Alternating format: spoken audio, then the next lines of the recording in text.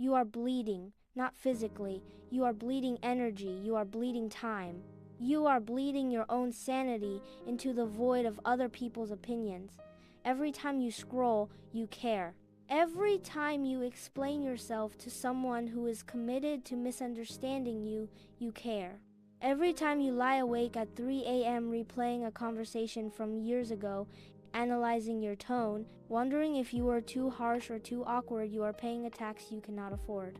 You think this is normal. You call it empathy. You call it being a good person. You call it conscience. Machiavelli would call it slavery. He would look at the modern person anxious, neurotic, desperate for validation, terrified of cancellation, and he would see a creature that has been domesticated. A creature that has forgotten how to hunt because it's too busy worrying if the herd likes them. We are told that not caring is a sickness, that it's a sign of depression or sociopathy or a lack of morals. We are told that the more we care, the more virtuous we are. That is the lie that keeps you weak. The ability to not care is not a defect. It is a superpower. It is the ultimate weapon in a world designed to harvest your attention. It is the difference between the king and the courtier. The courtier cares about everything, the whispers, the rumors, the favors. The king cares only about the empire. To reclaim your life, you must learn the art of coldness. This is not about becoming evil. It is not about becoming a monster. It is about emotional economy. It is about applying the ruthless strategic wisdom of Niccolò Machiavelli to your own internal state. Why do you care? Why does a nasty comment from a stranger ruin your day? Why does the disapproval of a parent you don't even agree with paralyze you? It's because you are biologically wired for a world that no longer exists. For 200,000 years, human beings lived in tribes of 50 to 150 people. In that environment, caring was survival. If the tribe rejected you, you didn't just feel sad, you died. You starved, or you were eaten by predators. Your brain evolved a threat detection system that treats social rejection as a physical death threat. When someone ignores your text, your amygdala screams, exile, danger, death. But you don't live in a tribe of 50 people anymore. You live in a world of billions. You live in a digital panopticon where you are exposed to the opinions of thousands of strangers every day. Your hardware is outdated. You are running Stone Age software in a Space Age reality. There's a story of an ancient king who was insulted by a peasant in the town square. The peasant screamed, threw mud, and called the king a tyrant, a thief, a bastard. The king's guards drew their swords, ready to slaughter the man. The king raised a hand. He didn't look at the peasant. He didn't stop walking. He didn't change his expression. He simply continued his conversation with his advisor, stepping over the mud as if it were a puddle of rain. Later, the guard asked, "Your Majesty, why did you let him live? Why didn't you defend your honor?" The king replied, "If I stop to kick every barking dog, I shall never reach my destination. And besides, the lion does not concern himself with the opinions of the sheep." This is the Machiavellian law of disdain. When you care, you acknowledge.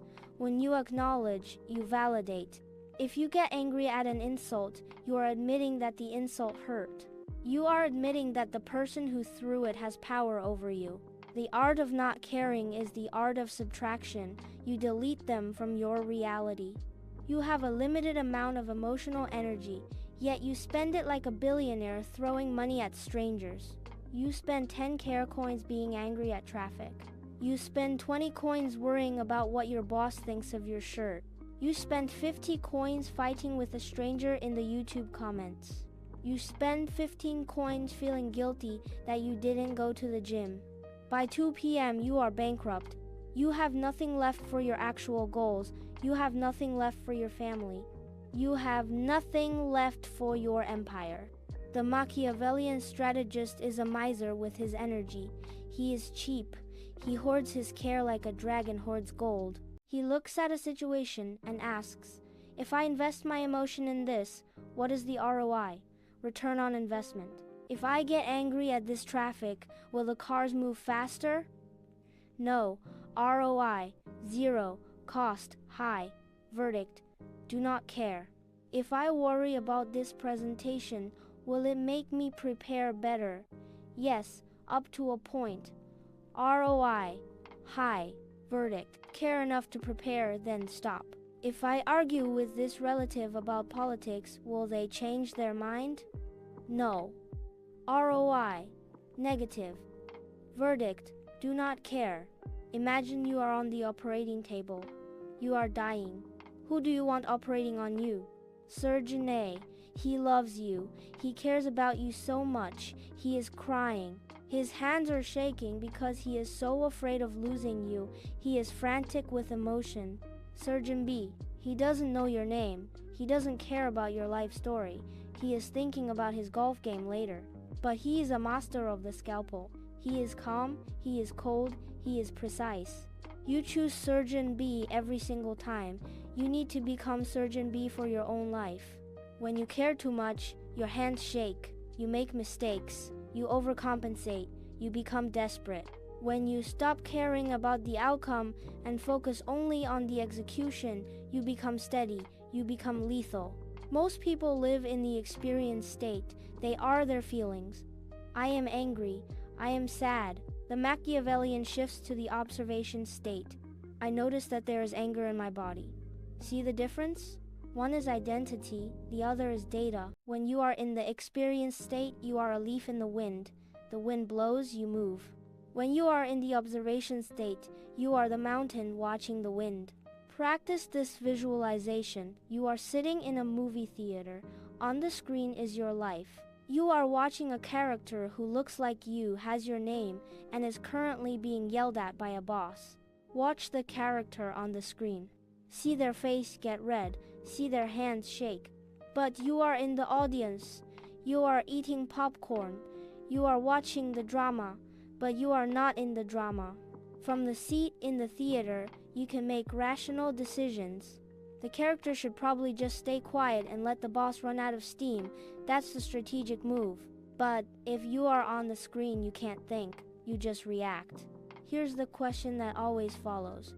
If I don't care, won't I become lazy? If I don't care, why would I achieve anything? This is the binary trap of the average mind. They think the only fuel for ambition is anxiety. They think you have to be terrified of poverty to get rich. Machiavelli would laugh at this. The greatest leaders did not operate out of anxiety, they operated out of will.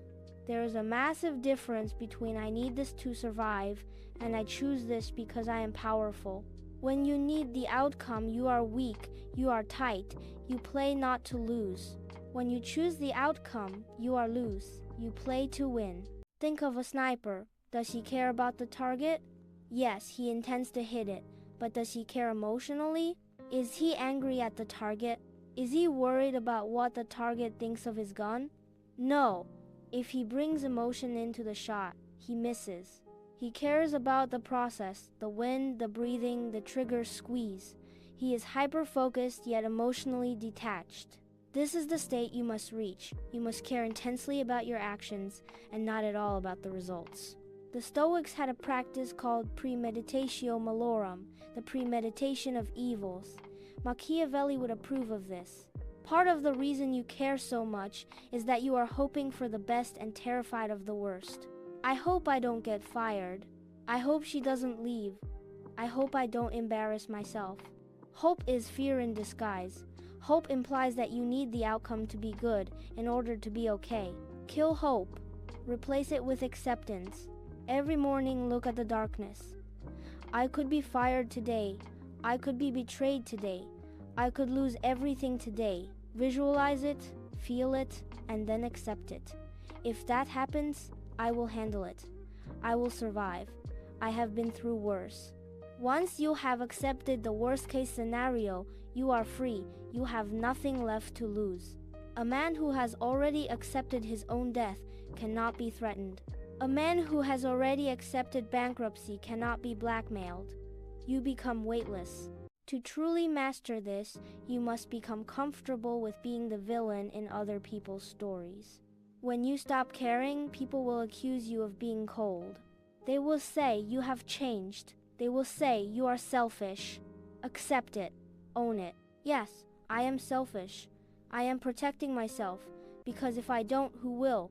We live in a society that fetishizes self-sacrifice.